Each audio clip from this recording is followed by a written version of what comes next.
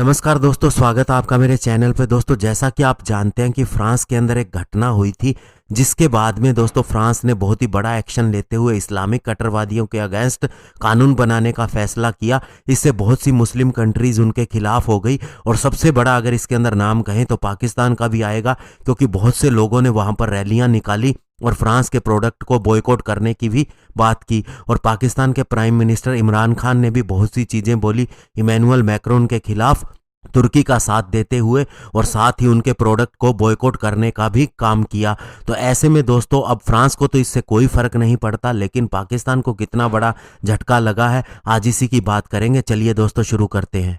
तो दोस्तों पाकिस्तान के पास बहुत से फ्रांस से लाए गए डिफेंस प्रोडक्ट हैं, जिनके अंदर फाइटर जेट से लेके सबमरीन तक है। और पाकिस्तान ने एक बार भी नहीं सोचा कि वह जिसको आंखें दिखा रहा है उनकी डिपेंडेंस उनके ऊपर कितनी है। और अब फ्रांस ने यह डिसाइड किया है कि वह पाकिस्तान को उसके मिराज फाइटर जेट की फ्लीट को अपग्रेड करने में कोई मदद नहीं करेगा। इसके अलावा और भी उसके जो एयर डिफेंस सिस्टम है, मिसाइल्स हैं, और अगस्ता 90B क्लास की जो सबमरीन है, उनके अंदर भी कोई मदद नहीं करेगा।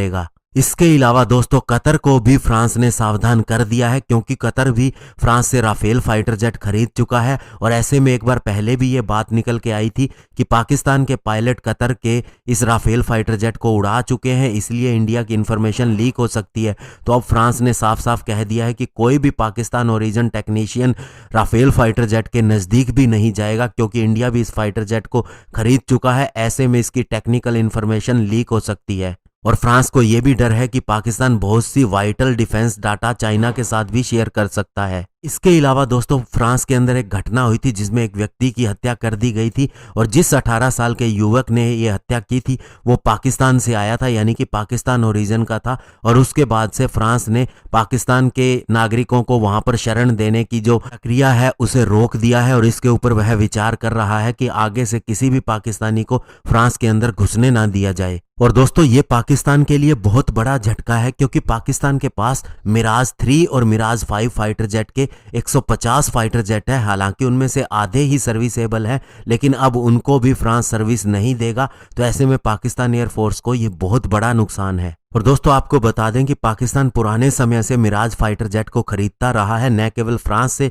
बल्कि अदर कंट्रीज से भी। और एक रिपोर्ट आई थी जिसके अंदर बताया गया था कि इस्लामाबाद के बाहर एक ऐसी फैसिलिटी बनाई गई है जिसके अंदर पुराने मिराज फाइटर जेट को रिफर्बिश किया जाता है, यानी कि उन्हें कंटिन्यूस प्रोसेस के जरिए एक तरह से अपग्रेड रखा जाता है। लेकिन अब पाकिस्तान ने रिक्वेस्ट की थी फ्रांस से कि वह उनके पुराने फाइटर जेट को अपग्रेड करे ताकि ये कम से कम उड़ते रहें, लेकिन अब उस रिक्वेस्ट को डिक्लाइन कर दिया गया है। और ऐसी ही एक और रिक्वेस्ट भी की गई थी French Italian air defence system के लिए, जिसे भी डिक्लाइन कर दिया गया है। और इसके अलावा पाकिस्तान चाहता था कि फ्रांस से हासिल हुई जो अगोस्टा 90B क्लास की सबमरीन है उनके अंदर एयर इंडिपेंडेंट प्रोपल्शन सिस्टम यानी कि AIP सिस्टम लगाया जाए, ताकि वे अंडर वाटर ज़्यादा समय तक रह सके। लेकिन फ्रांस ने इसे भी रिजेक्ट कर दिया। और पाकिस्तान ने ऐसी ही रिक्वेस्ट जर्मनी से भी की थी, लेकिन जर्मनी ने भी कोई भी AIP सिस्टम देने से मना कर दिया और उनकी रिक्वेस्ट को रिजेक्ट कर दिया। तो दोस्तों ऐसे में अब UAE, सऊदी अरेबिया के बाद में फ्रांस से भी पाकिस्तान ने मार खा ली है, और ऐसे ही ये